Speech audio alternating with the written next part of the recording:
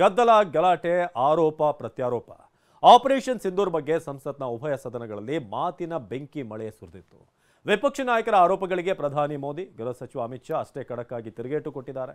ಸಾಕ್ಷಿ ಕೇಳಿದಂತ ಕಾಂಗ್ರೆಸ್ ನಾಯಕರಿಗೆ ಉಗ್ರರ ಜಾತಕವನ್ನೇ ತೆರೆದಿಟ್ಟಿದ್ದಾರೆ.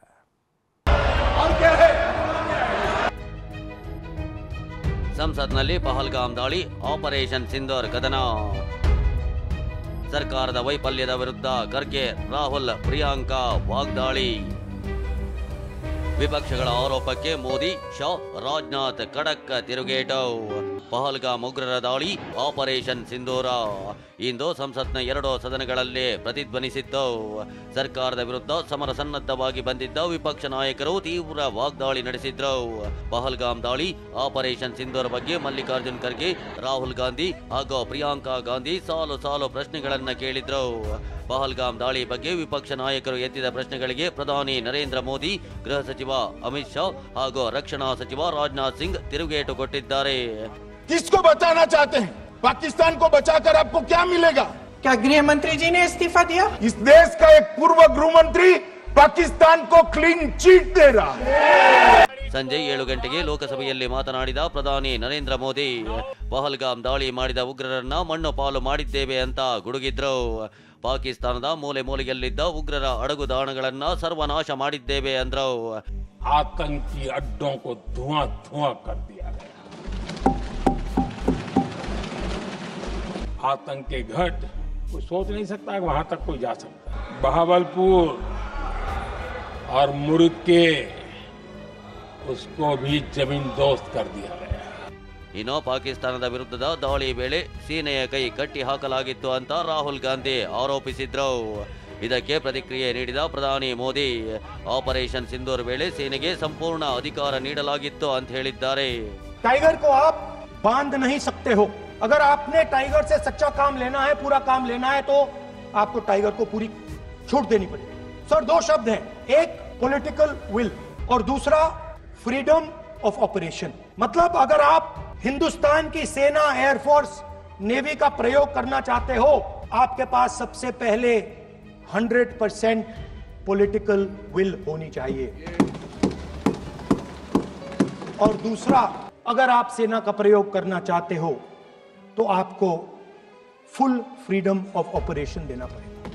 ऑपरेशन सिंदूर के दरमियान पहली बार हुआ जब आत्मनिर्भर भारत की ताकत को दुनिया ने पहचाना.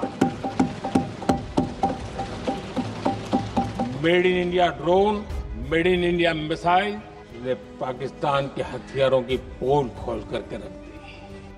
ಇದಕ್ಕೂ ಮುನ್ನ ಮಾತನಾಡಿದ ರಾಹುಲ್ ಗಾಂಧಿ, ಆಪರೇಷನ್ ಸಿಂಧೂರ್ ಬಗ್ಗೆ ಪಾಕಿಸ್ತಾನಕ್ಕೆ ಮೊದಲೇ ಮಾಹಿತಿ ನೀಡಿದ್ರಿಂದ ಭಾರತಕ್ಕೆ ನಷ್ಟವಾಗಿದೆ ಅಂದ್ರು. And Rajnath Singh ji said that Operation Sindhur began at 1:05 in the morning. और उसके बाद उन्होंने कहा, he said Operation Sindhur lasted 22 minutes. And then he said the most shocking thing. He said at 1:35 we called Pakistan. We called Pakistan at 1:35 and we told them that we have hit non-military targets and we do not want escalation. These are the words of the Defense Minister of India. ಇನ್ನು ನಿನ್ನೆ ನಡೆದ operation Mahadev ಬಗ್ಗೆ ಲೋಕಸಭೆಗೆ ಮಾಹಿತಿ ನೀಡಿದ ಕೇಂದ್ರ ಗೃಹ ಸಚಿವ ಅಮಿತ್ ಶಾ, ಉಗ್ರರು ಪಾಕಿಸ್ತಾನದವರ ಎಂದು ಕೇಳಿದ್ದ ಚಿದಂಬರಂ ಪ್ರಶ್ನೆಗೆ ತಿರುಗೇಟು ಕೊಟ್ಟಿದ್ದಾರೆ. हमारे पास प्रूफ है, वो भी मैं सदन के सामने रखना चाहता हूं कि तीनों पाकिस्तानी थे. 3 में से 2 के पाकिस्तान के वोटर नंबर भी आज हमारे पास उपलब्ध है. मान्यवर, ये राइफलें हैं, ये राइफलें भी हमारे पास उपलब्ध है. इनके पास से जो चॉकलेटें मिली हैं, वो चॉकलेटें ढोक में से मिली, वो भी पाकिस्तान की बनाई हुई चॉकलेट है. मान्यवर, ये कहते हैं कि पाकिस्तानी नहीं थे. इसका मतलब पूरी दुनिया के सामने इस देश का एक पूर्व गृह मंत्री पाकिस्तान को क्लीन चिट दे रहा है. ಗೃಹ ಸಚಿವ ಅಮಿತ್ ಶಾ ರಾಜೀನಾಮೆ ಕೊಟ್ರ ಎಂದು ಪ್ರಿಯಾಂಕಾ ಪ್ರಶ್ನೆ. ಪಹಲ್ಗಾಮ್ ದಾಳಿಗೆ ಸರ್ಕಾರವೇ ನೇರ ಹೊಣೆ ಎಂದಿರೋ ಸಂಸದೆ ಪ್ರಿಯಾಂಕಾ ಗಾಂಧಿ ಗೃಹ ಸಚಿವ ಅಮಿತ್ ಶಾ ಯಾಕೆ ರಾಜೀನಾಮೆ ಕೊಟ್ಟಿಲ್ಲ ಅಂತ ಪ್ರಶ್ನಿಸಿದ್ರು. गृह मंत्री जी के कार्य क्षेत्र में आता है इंटेलिजेंस ब्यूरो। क्या गृह मंत्री जी ने इस्तीफा दिया? इस्तीफा छोड़िए, जिम्मेदारी ली। गृह मंत्री महोदय श्री अमित शाह जी के नाक के नीचे पूरा मणिपुर जल गया, दिल्ली में दंगे हुए, पहलगाम में हमला हुआ, और आज भी वे उसी पद पर बैठे हैं। क्यों?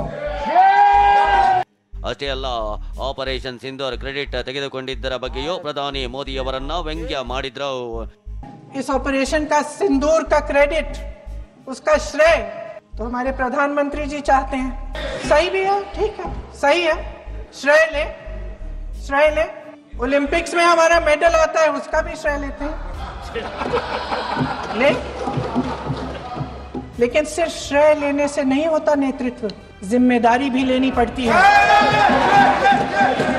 अगर होता है तो एक ना एक दिन ಈತ ರಾಜ್ಯಸಭೆಯಲ್ಲಿ ಸರ್ಕಾರದ ವಿರುದ್ಧ ವಾಗ್ದಾಳಿ ನಡೆಸಿದ ವಿಪಕ್ಷ ನಾಯಕ ಮಲ್ಲಿಕಾರ್ಜುನ ಖರ್ಗೆ ಸರ್ಕಾರದಲ್ಲಿರೋ ನಂಬರ್ 1, ನಂಬರ್ 2ಗೆ ಹೆದರಿ ಜಮ್ಮು ಕಾಶ್ಮೀರದ ಉಪರಾಜ್ಯಪಾಲರೇ ದಾಳಿಯ ಹೊಣೆ ಹೊತ್ತುಕೊಂಡಿದ್ದಾರೆ ಅಂತ ವ್ಯಂಗ್ಯವಾಡಿದ್ದಾರೆ. 14 जुलाई 2025 को जम्मू कश्मीर के एलजी मनोज सिन्हा ने खुद माना कि Pahalgam terror attack was undoubtedly security failure. इसका जिम्मेदारी होम मिनिस्टर लेना चाहिए, नॉट द एलजी। और ये उनको छिपाने के लिए, उनकी गलती छुपाने के लिए, क्योंकि सब डरते हैं नंबर 1 और 2 को, जरा नंबर 3 को जरा थोड़ा जोश है, लेकिन 1 और 2 में तो डर जाते हैं सभी लोग, इसीलिए पाप विचारा उन्होंने. ಪಹಲ್ಗಾಮ್ ದಾಳಿ ಹಾಗೂ ಬಳಿಕ ನಡೆದ ಆಪರೇಷನ್ ಸಿಂಧೂರ ಬಗ್ಗೆ 2 ದಿನಗಳಿಂದ ನಡೆಯುತ್ತಿದ್ದ ಸರ್ಕಾರ ಹಾಗೂ ವಿಪಕ್ಷಗಳ ಮಾತಿನ ಕದನ ಪ್ರಧಾನಿ ಮೋದಿ ಉತ್ತರದೊಂದಿಗೆ ಅಂತ್ಯಗೊಂಡಿದೆ. Bureau report, TV9.